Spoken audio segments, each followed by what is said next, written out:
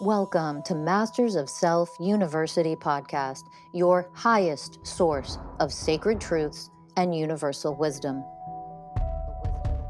Hello, beautiful souls. I'm Rachel Fiori, mystic, spiritual teacher, psychic healer, and founder of Masters of Self University. Join our journey of soul transformation as we deep dive into this latest episode.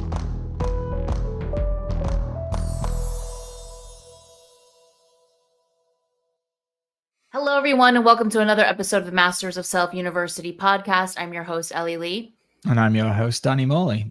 And today we are joined by mystical life coach Alexia Espinoza. Yay. Thank you, guys. Thank you. Alexia. Hi. We're honored to have you on. Yeah. Thank you. Honored to be here today.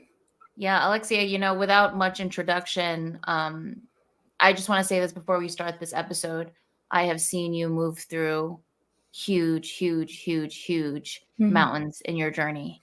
Yeah. And for you to be able to be here in this episode to really go into what you have worked through and how this work has helped you get to some of the deepest and most challenging parts of your life and getting to the other side of it as you're coming out of it and you're becoming more stronger. I just want to give you so much love for even talking about this and sharing this. It's so powerful.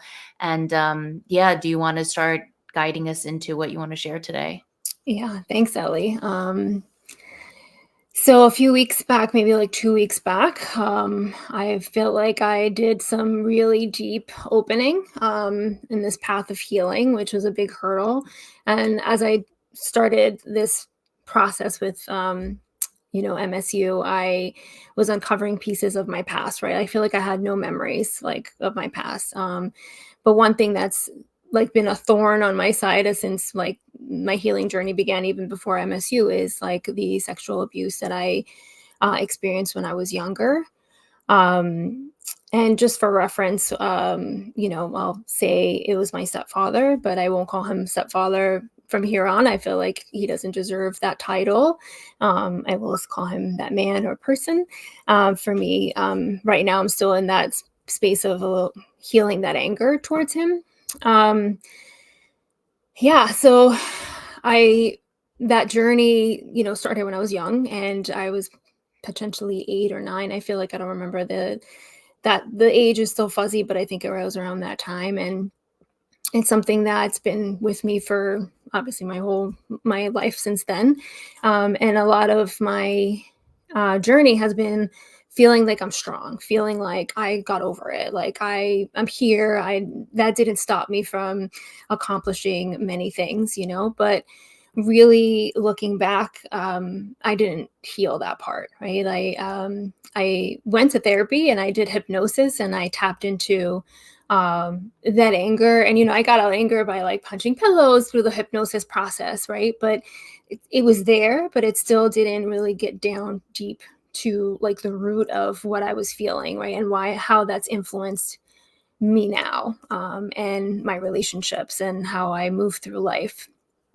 And starting the Mystical Life Coach certification program last year, I know I started uncovering bits and pieces. And one memory that I always had from that moment was myself as, after an incident happened, being in the bathroom and feeling so gross, sitting on the floor, crying, and just feeling so disgusting. And that connection that I made last year when I was doing the program was that's how I feel about my body, right? Disgusting and gross. And remembering when I was a kid, I didn't like people to even rub next to me because that made me feel even gross, right? So that trauma of being violated really transformed into even being around a lot of people, or people just touching me, and when somebody just brushes up against you, it was the worst feeling for me. And so that started last year when I was going through the certification program and just diving in deep there. And I feel Ellie, like you said, when we graduated, strap in, you're in for a wild ride, right? And this year, entering 2024, it's either that I've stepped in more into my power, or my little girl inside felt safe enough to keep opening and keep uncovering these things, these memories.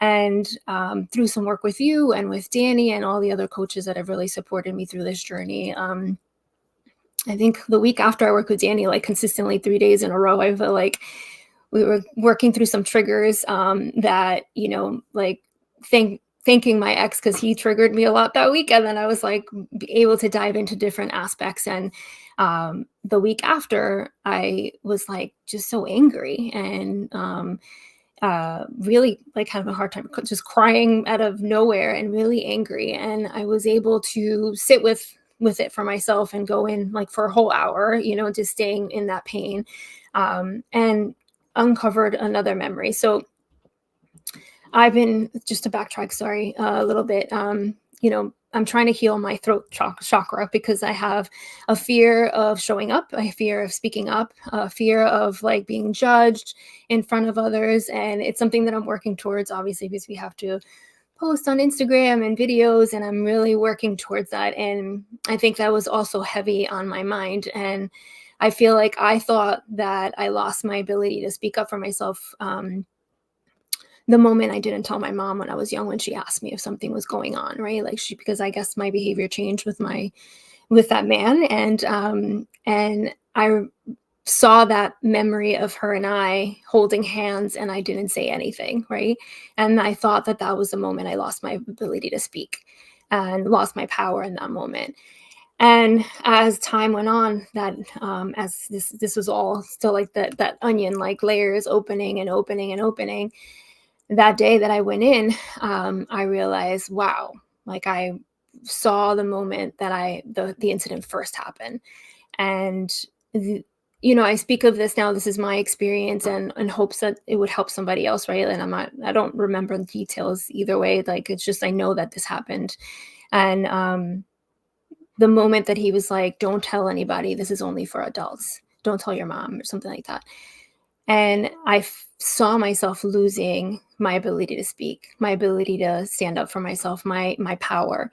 In that moment, in that first interaction, that first incident, that he said those words to me. And it was that moment that I realized, like, wow, I definitely, that's the moment that I realized that I've never spoken up. Somebody that feels superior to me, that I feel it has power. I always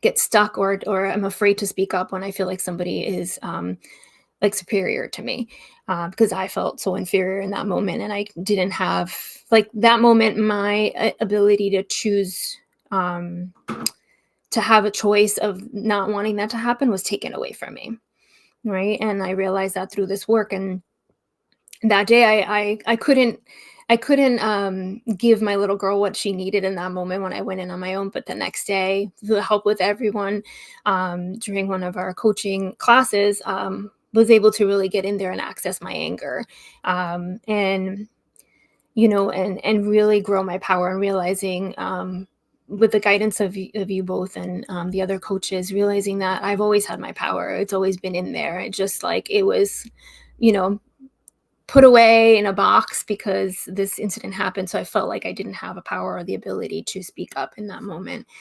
And I wouldn't have been able to get there without this beautiful work with MSU. Like, I feel like this has been an experience that has been life-changing for me. Like, that moment in time, going to that memory that I have stuffed away in a box with like 500 locks, you know, because, you know, I'm smiling and laughing, and that's a cover up for me, like masking.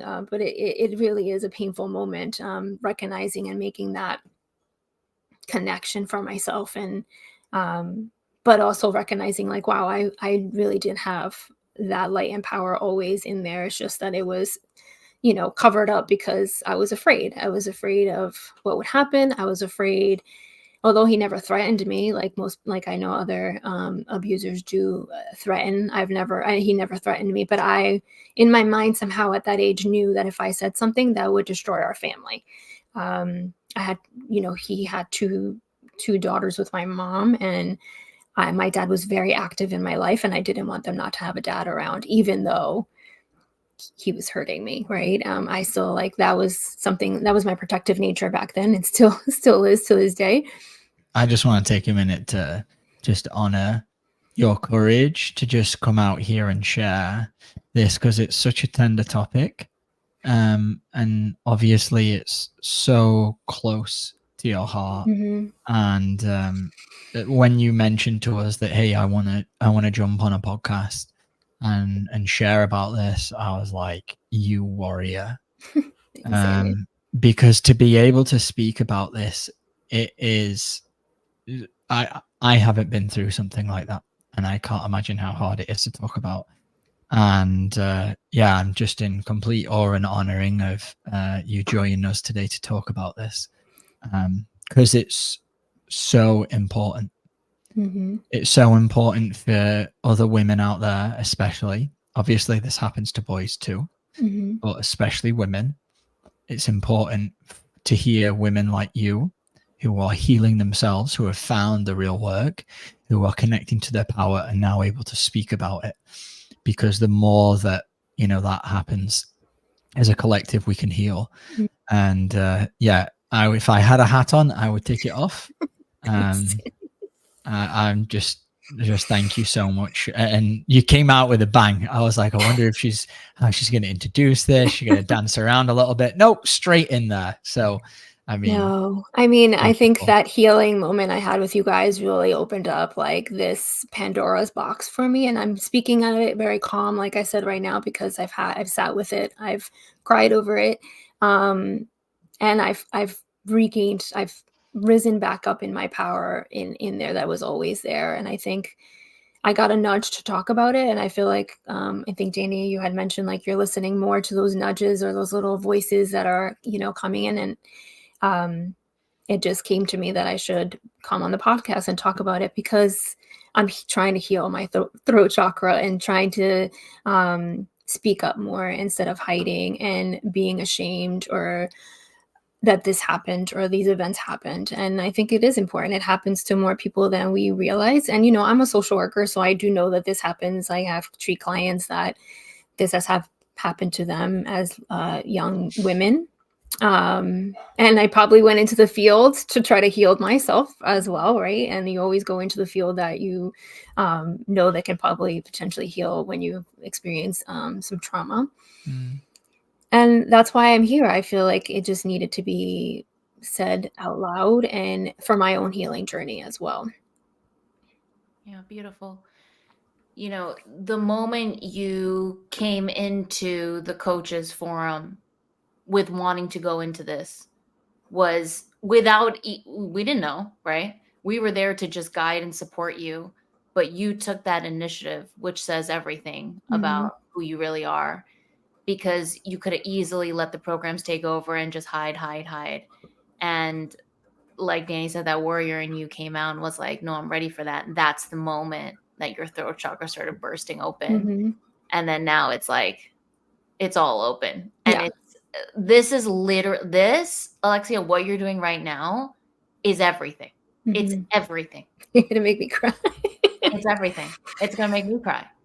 Thanks, to come out here and speak about this, it is beyond courageous. It is liberation. It is freedom. Mm-hmm. It is a part of what your soul came here to do. And to witness you move through this in what is a relatively very short time shows how much work you've done on yourself and who you are to be able to come out and speak like this. It's just incredible. It's incredible. Yeah, thanks, Ellie. I mean, I remember that day I had messaged the other coach, Emily, and I was like, I knew she was leading the class the next day. And I said, after I had come out from, going in myself, I sent her a voice message and she was like, of course. And I had all the mental programs saying, don't go, don't show up, everything. And I said, no.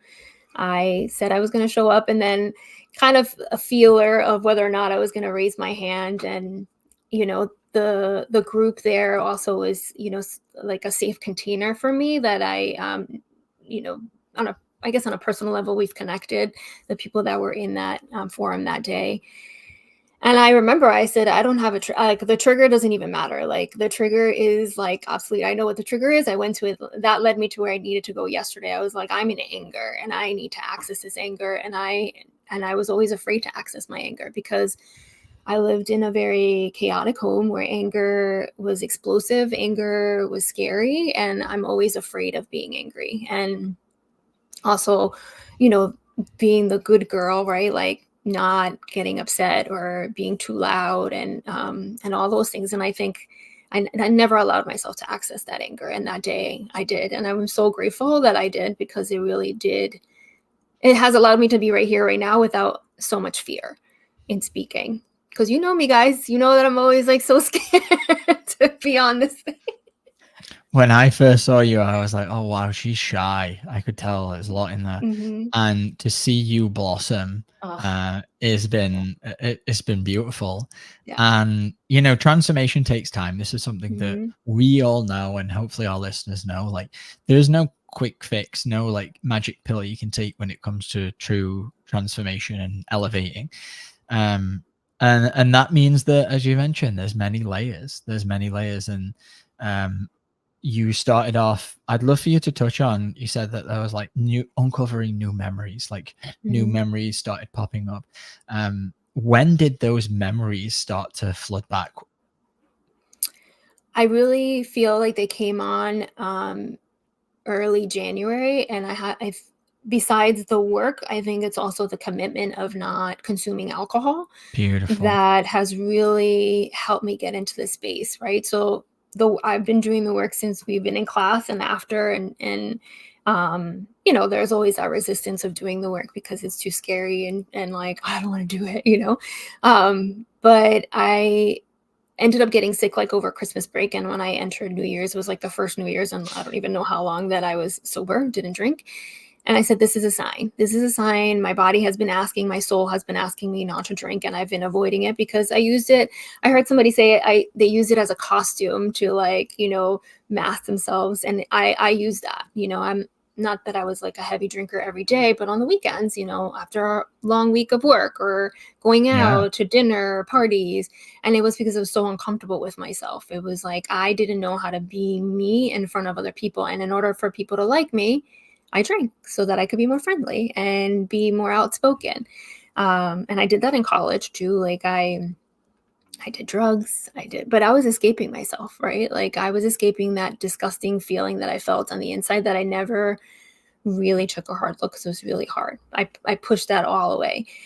And so really, I think to answer your question, Danny, January was really when things started, like these memories started really being vivid and present, because I didn't have anything that was masking it.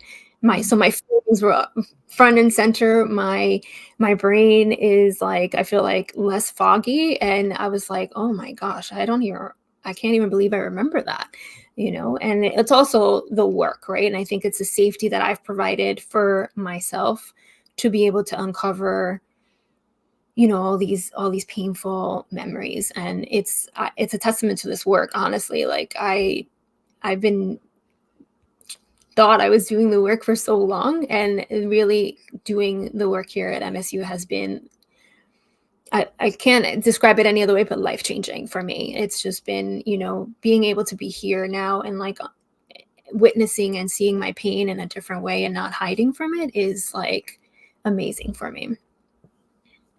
Yeah. And, you know, that's also shows that the moment you start opening, the moment you start connecting, this is for everybody at home.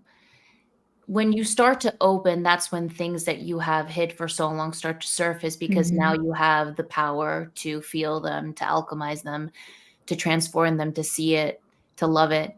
And for you to get to that place, you had to do some serious work of connecting and opening. And that particular wound that you've been going into, I mean, that's not an easy one. You know, like that is, I would say, the toughest.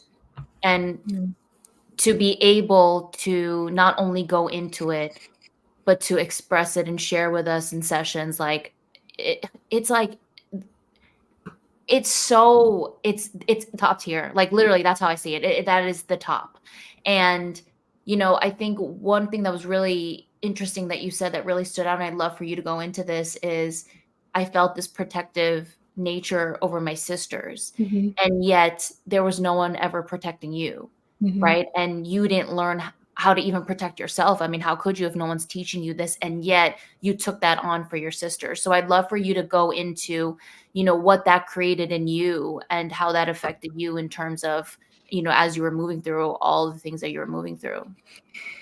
I just remember like being younger and just knew in my mind that like they shouldn't be without a dad, right? And like, because I had my dad was very present in my life when my parents divorced. I never knew nothing but my dad being very present.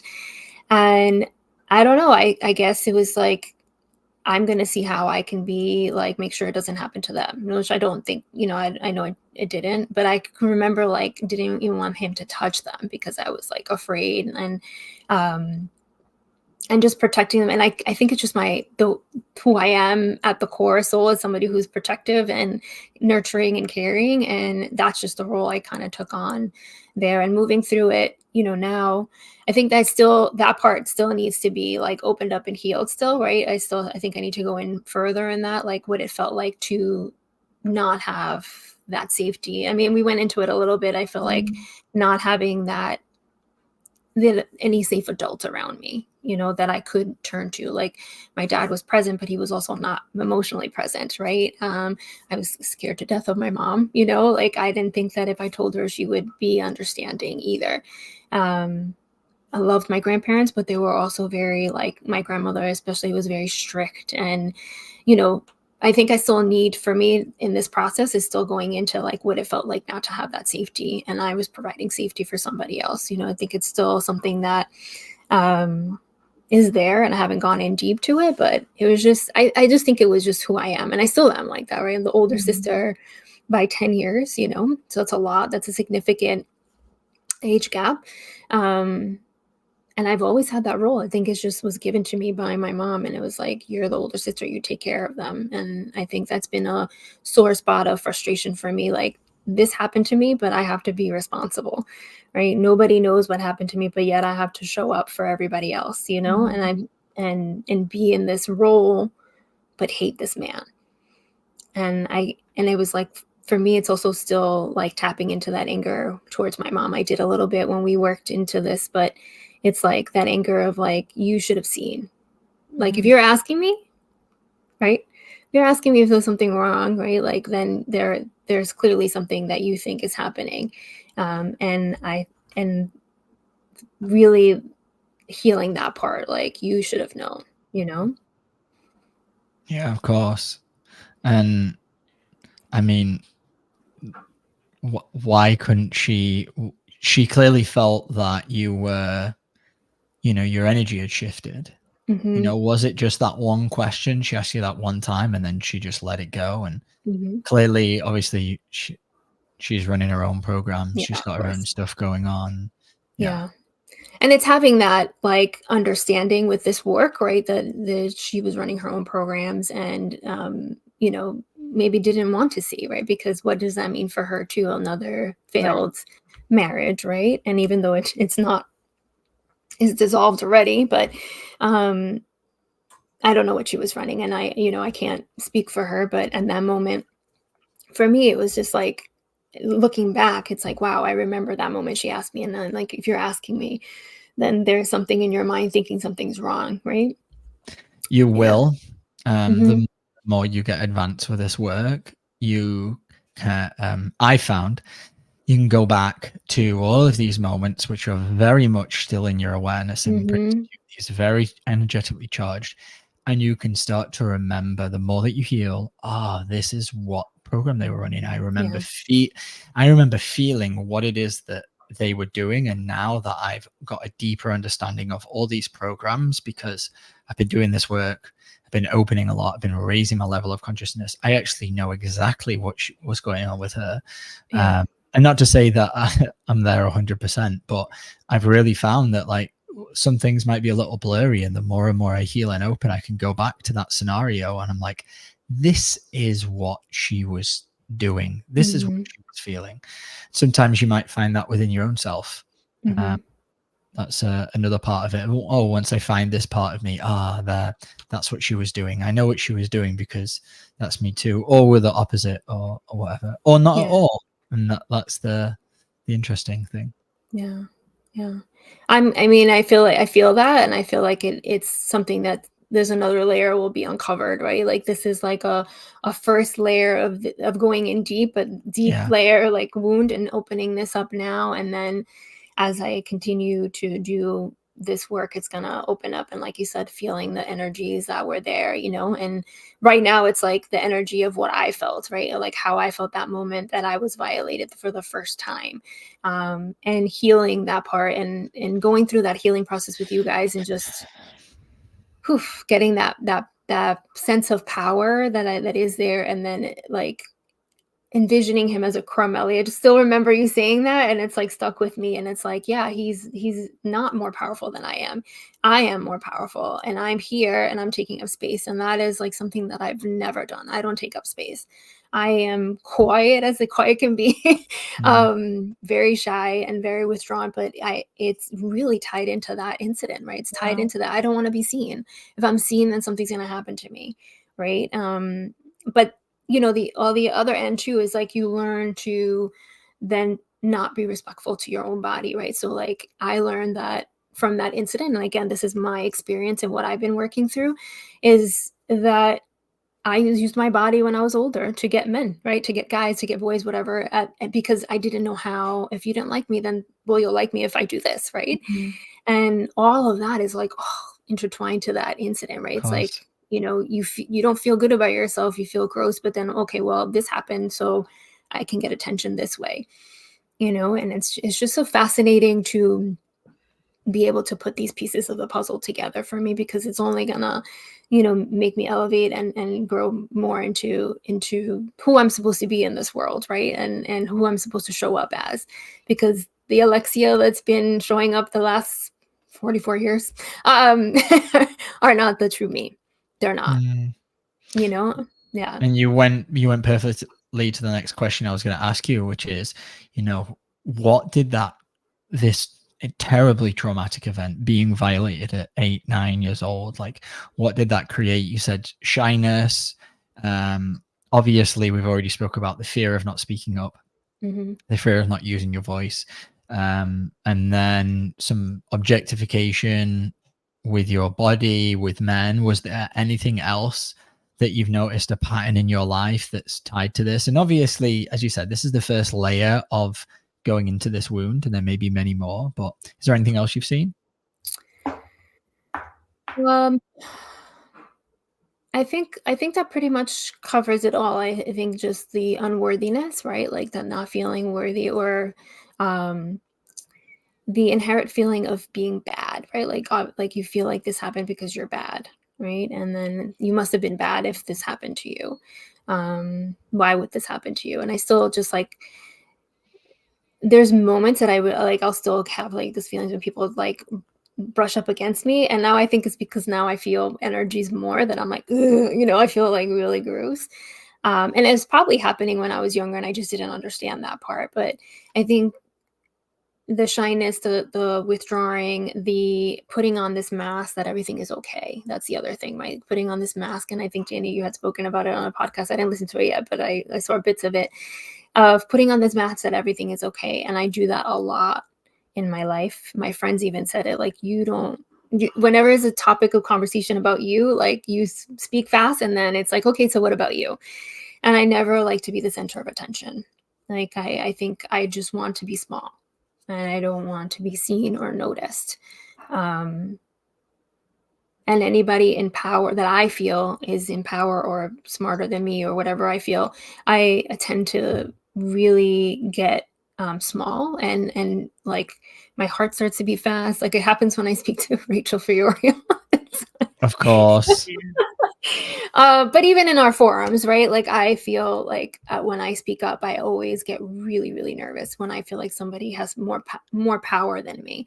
And I think it's tied into that too, right? Like I was told not to say something, and this person had more power over this child, right? And it was 8. What was I? What did I know?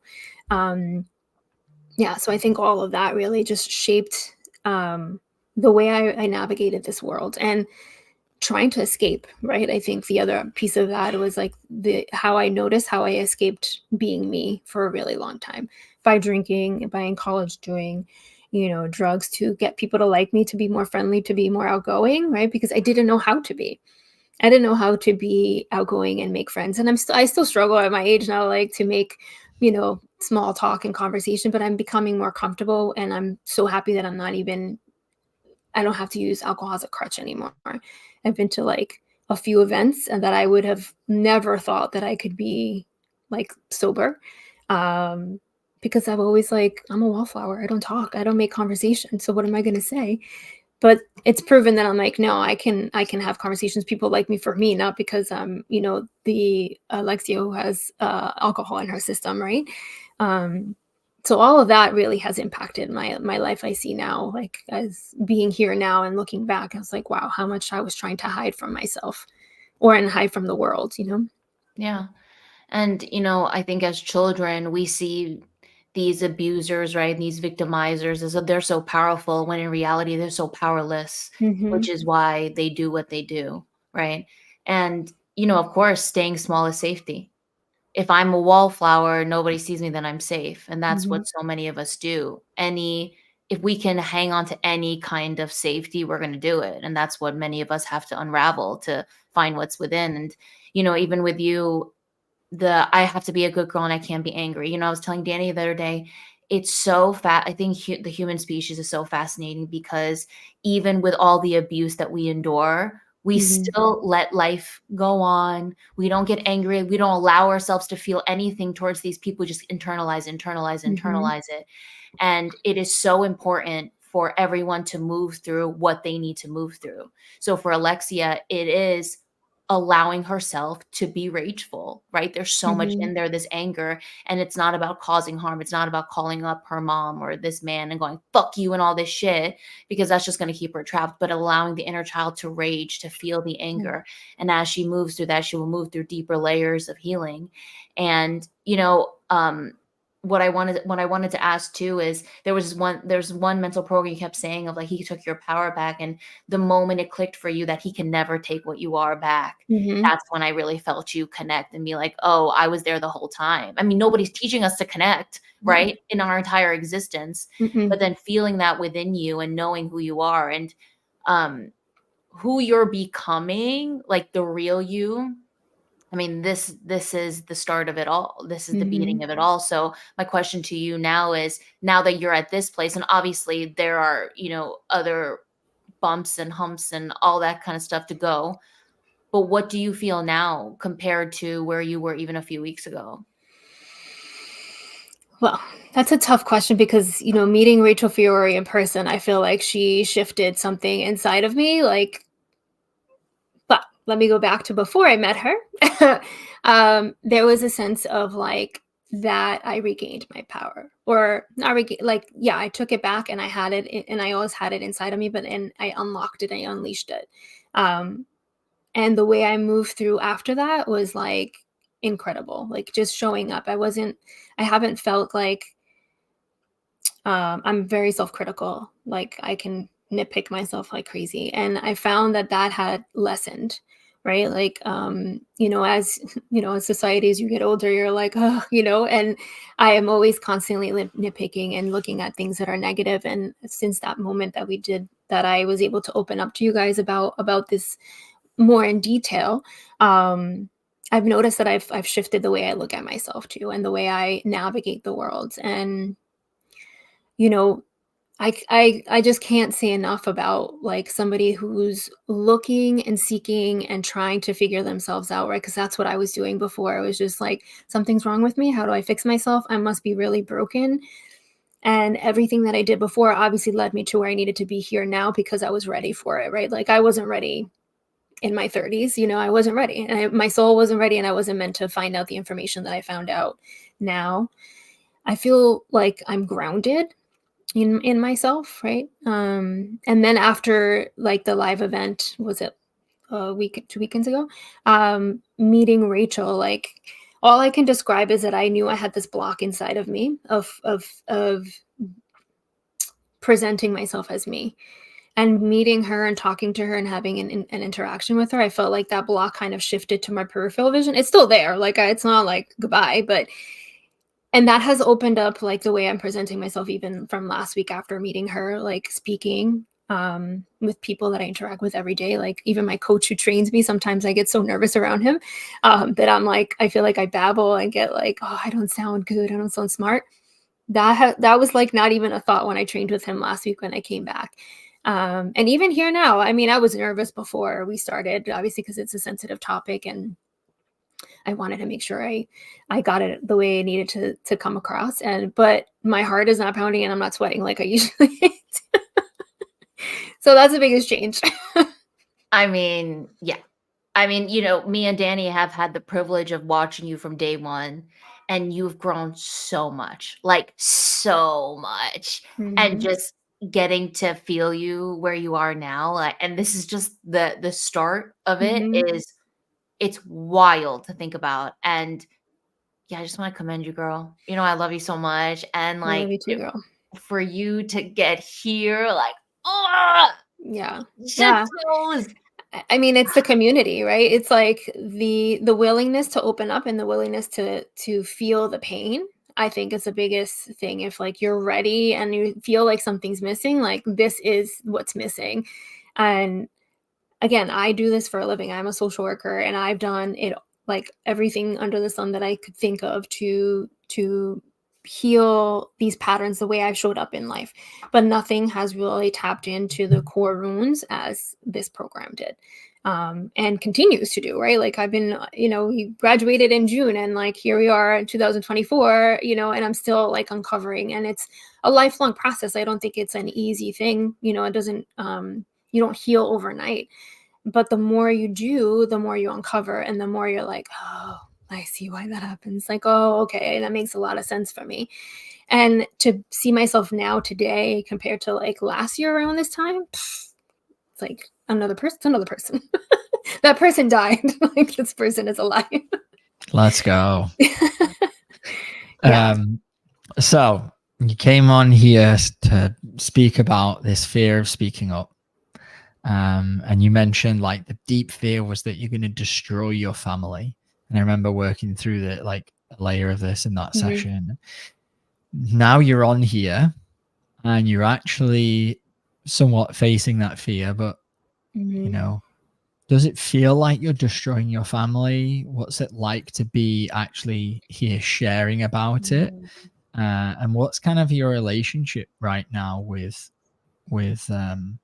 everything that happened and those people that were involved?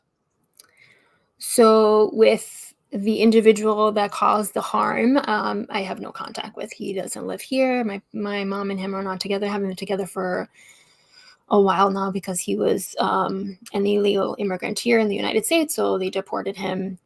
So he's lived in his country for I don't even know how long. Like I can't even remember.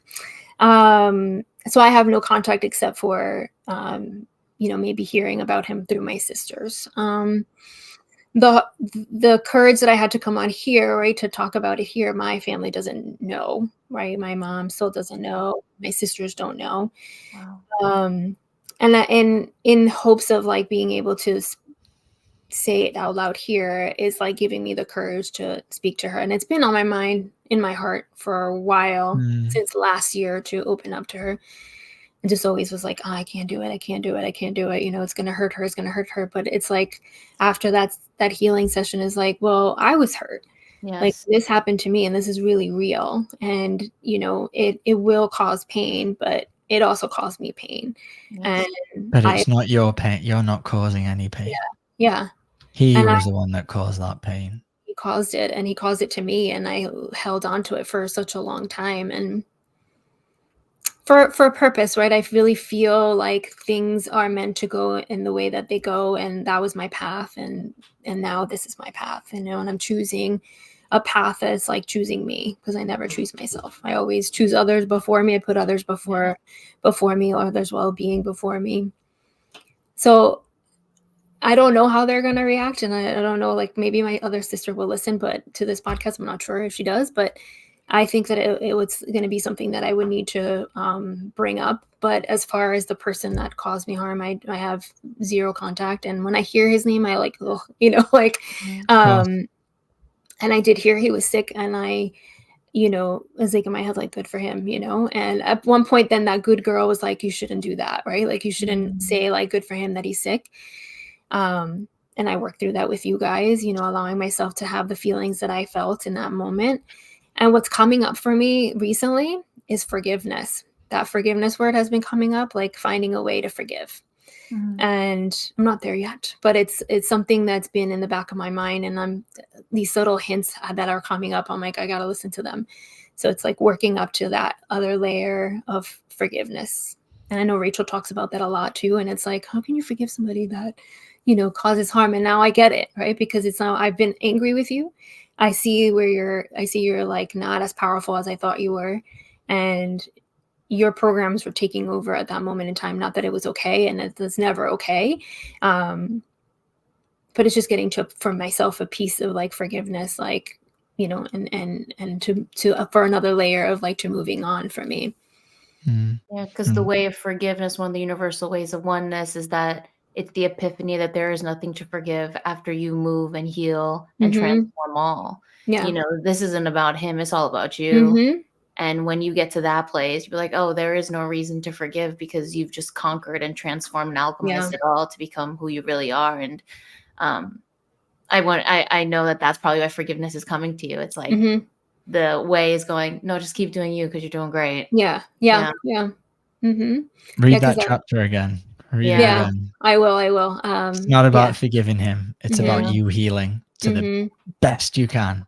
Yeah. When you get there, it'll be like, oh, okay. Yeah. I'll have to read it again. Yeah, I definitely haven't read it in a bit. So it was, I was wondering why the word was like popping up, and I'm like, why is that word popping up like all the time? Like, okay, I have to like go into that and see what comes up with that. But yeah, it's just continuing on my own path, right? And doing the work. Yeah, because you've been getting a lot of downloads lately. A lot of downloads coming through, which is beautiful. Open channel over here. Yeah, it's amazing and it's wonderful and I love it, and I feel like it's a great place to be, to really listen to what is speaking to you instead of ignoring or hiding or masking. It's like, no, I had this nudge to come here. It was nerve-wracking, and it's wonderful that I was able to do it, right? And if it can help somebody else in this healing journey, then that's amazing. That's what it's about, right? Yeah. And your testimonial is a testament to someone who chooses for freedom, right? A lot of people are like, they get trapped in, well, I'm the victim and I was abused and I'm just going to stay small, I'm going to hide. It is a choice, even though it's so hard, but choosing to go into it, choosing to feel it, choosing to love it, choosing to transform it is the road to liberation. Yeah. And look what happens to someone when they choose that. I mean, that's it right there. Yeah. And I had to allow myself to feel like a victim too, which is interesting because I didn't want to feel like a victim. So in that journey that led up to like uncovering all that, I had to like really settle that I was a victim. Yep. And that it's okay. And I wasn't weak because I was a victim. It was just this happened, and I needed to acknowledge that. And then now being here on the other side of it, that I'm not overtaken by like, oh, look at me, I'm a victim, poor me. Yes. It's the opposite. It's the powerful part of it. Like, yes, I am allowing myself to be a victim because then I could heal that part, and move through that with love, right? You're a badass. Seriously. Thanks, guys. Thanks for coming on here and speaking about this. And I hope that this is just going to be our first part of you, whenever you come through another layer of this, let's jump back on and record a part 2. Because I know you're going to have so many more nuggets of wisdom to share. And yeah, if there's anyone out there that's like, wow, I suffer from this, I was abused, like, we can help you. Alexia can help you. Jump on a call with her, see how, like, sit down and be like, okay, this is me. I've got this trauma and I want to heal it. If you're there, you're ready, reach out, because it's such an honor to have you on and have you part of the team. Yeah. Thank you guys. Really. Yeah, I really feel very honored to be. Yeah. Just honor you so much. And thank you. Thank you. You don't know. This is the ripple effect. This Mhm. is what changes the world. If one person hears this and they go, oh my God, there's hope for me. That's it, Yeah. and that's what we're here to do. Yeah, definitely. Thank you guys for giving me this container of safety to be able to, speak and be open about this experience. And honestly, like, it's just, I can't say it enough. It's like this has really changed the way I show up and look at myself, and nothing else has really worked for me but this. But you have to be ready and willing to navigate this path. And when you are, it's like gold on the other end. Gold. Yeah. Beautiful. Thank you, Alexia. We love you so much. I love you too, Yeah, guys. just like Danny said, if you want to work with Alexia or any of other mystical life coaches here at Master Self University, set up a free consultation. You can join a group class, work with us one-on-one. Just set up a free consultation. This is your sign. And the 20 Universal Ways of Oneness by Rachel Fiori is out on Amazon now. Cop that and subscribe, like, comment, share. Really helps us do this podcast for free. Alexia, thank you so much once again. Can't wait to have you back on. And until next time, we'll see you guys then. Bye.